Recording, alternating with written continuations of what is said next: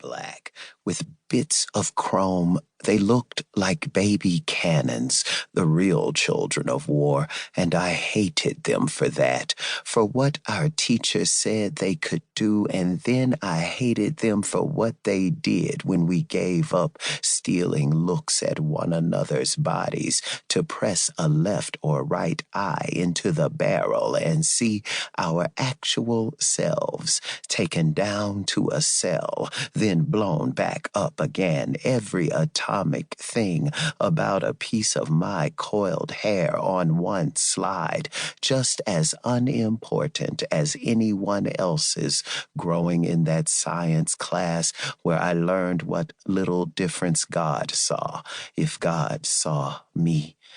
It was the start of one fear, a puny one, not much worth mentioning, narrow as the pencil tucked behind my ear, lost when I reached for it to stab someone I secretly loved, a bigger boy who'd advance through those tight locker-lined corridors, shoving without saying, "Excuse me," more an insult than a battle.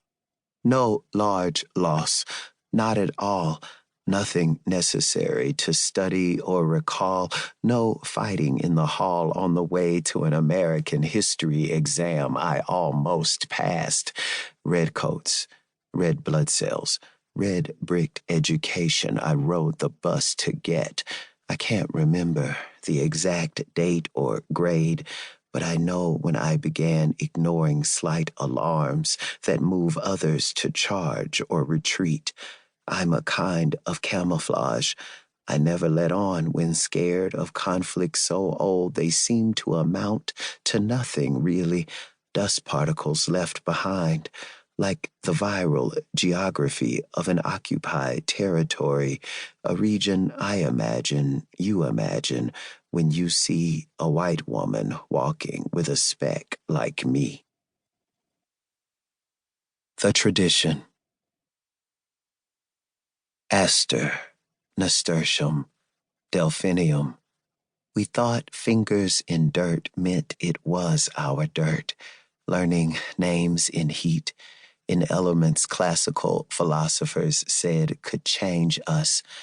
Stargazer, foxglove.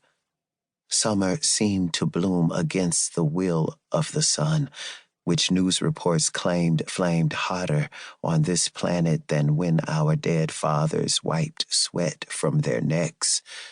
Cosmos, baby's breath.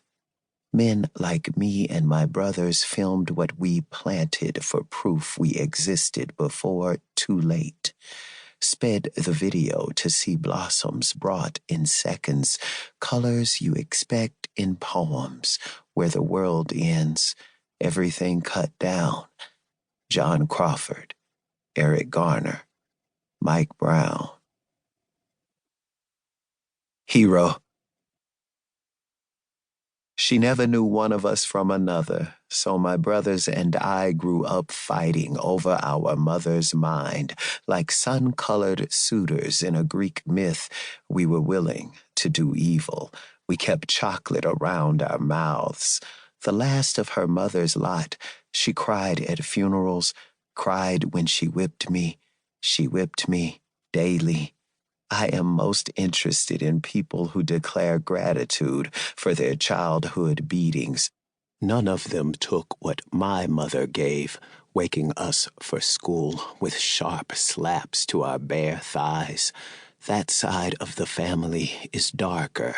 I should be grateful, so I will be.